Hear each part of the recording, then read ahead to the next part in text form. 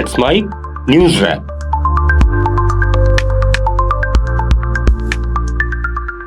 Let's Mic news wrap. Israel और Iran के बीच युद्ध गंभीर होता जा रहा है। दोनों देश एक दूसरे पर ताबड़तोड़ हमले कर रहे हैं। ईरान ने आज तड़के बैलिस्टिक मिसाइलों से तेल अवीव और बैटियाम शहरों को निशाना बनाया। इससे बैटियाम की एक आवासीय बिल्डिंग तबाह हो गई। इस घटना में 10 लोगों की मौत हुई है, जबकि 200 से ज्यादा घायल हैं।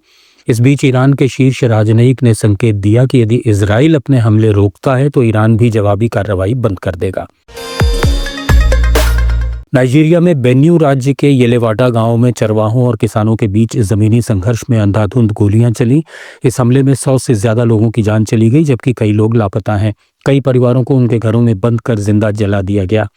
इस गरीब राज्य में पर्याप्त चिकित्सा सुविधा नहीं है।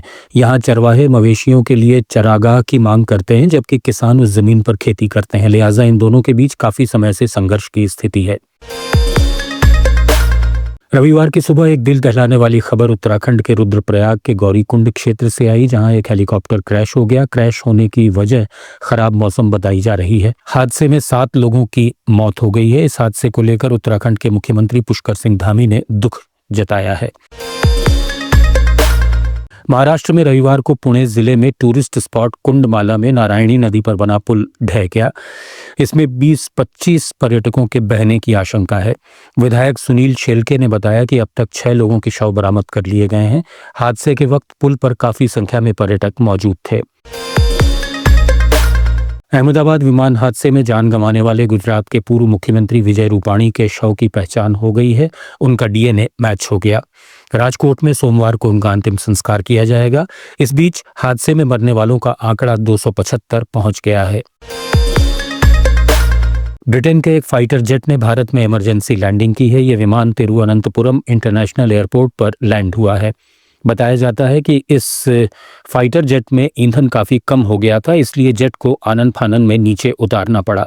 जानकारी के मुताबिक ये फाइटर जेट F-35 है, जिसे ब्रिटिश नेवी इस्तेमाल करती है। प्रधानमंत्री नरेंद्र मोदी 3 देशों के दौरे पर आज दिल्ली से रवाना हो गए। पहले पड़ाव में वे साइप्रस पहुंचेंगे। ये 23 साल में पहली बार किसी भारतीय प्रधानमंत्री का पहला साइप्रस दौरा है। यहां से वे कनाडा जाएंगे, जहां वे G7 की बैठक में शामिल होंगे। कनाडा से वे क्रोएशिया पहुंचेंगे। प्रधानमंत्री 19 जून को भारत लौट आएंगे।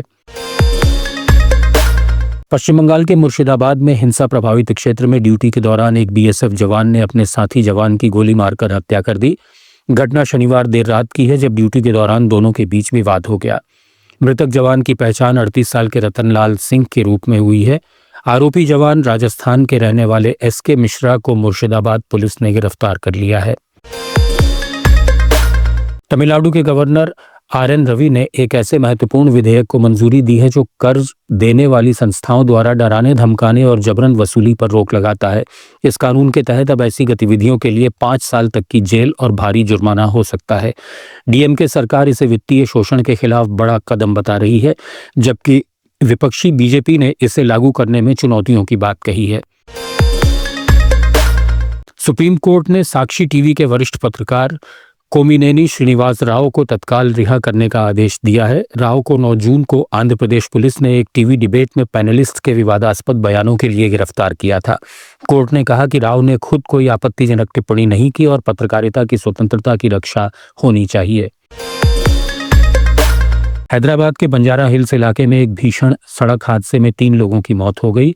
एक तेज रफ्तार कार डिवाइडर से टकराकर पलट गई, जिससे उसमें सवार 3 युवकों ने मौके पर ही दम तोड़ दिया। पुलिस ने बताया कि कार चालक शराब के नशे में था।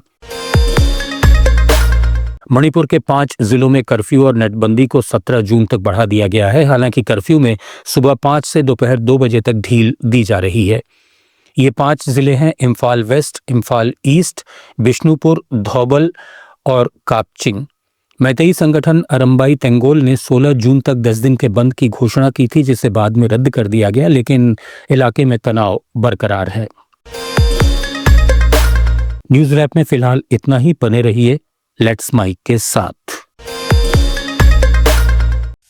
आप सुन रहे थे Let's Mic more than radio. Follow कीजिए हमें हमारे सोशल मीडिया प्लेटफॉर्म्स पर।